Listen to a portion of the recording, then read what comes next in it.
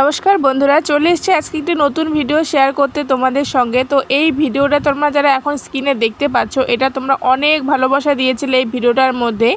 তো তোমরা হয়তো যারা যারা দেখেছো সবাই বুঝতে পারছো কোন ভিডিওটার কথা আমি বলছি।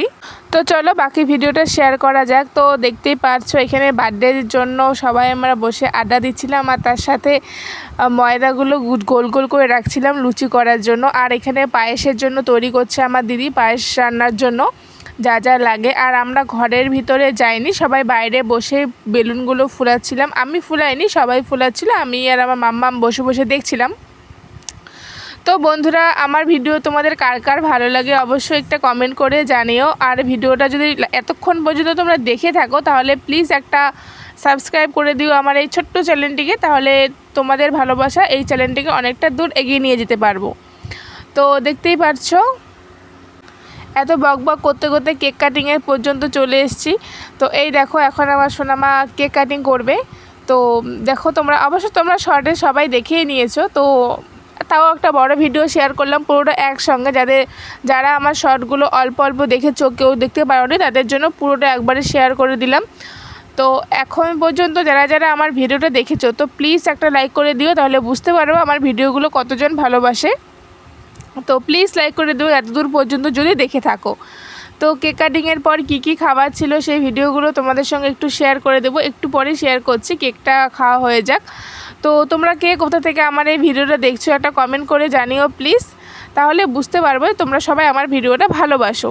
আর যদি লাইক কমেন্ট না আসে এই ভিডিওটা, তাহলে আশা করছি আর নেক্সট টাইম থেকে বড় ভিডিও ছাড়বো না, শর্টস ছাড়বো। শর্টে তো তোমরা অনেক ভালোবাসা দাও, তো শর্টসই ছাড়বো। তো এই দেখো খেতে বসে পড়েছি। খাবারে ছিল লুচি, তার সাথে ছিল কেক, আর ছিল ছোলার ডাল। লুচি আর ছোলার ডাল তো বেস্ট একটা কম্বিনেশন, এটা তো লাগবেই। আর ছিল চিকেন কিমা দিয়ে ঘুগনি। তো ঘুগনি বলবো না, এটা ঘুগনি বললাম, যাই হোক। তো এটা একটা নতুন নাম রয়েছে, চানা কিমা নাকি কী একটা বলে, যাই হোক সেটা আমার সঠিক জানা নেই। তোমরা যদি কারো জানা থাকে তো আমাকে একটু কমেন্ট করে দিও। তো এই দেখো এই রান্নাটা না জাস্ট ভীষণ টেস্টি হয়েছিল, মানে ভীষণ টেস্টি হয়েছে।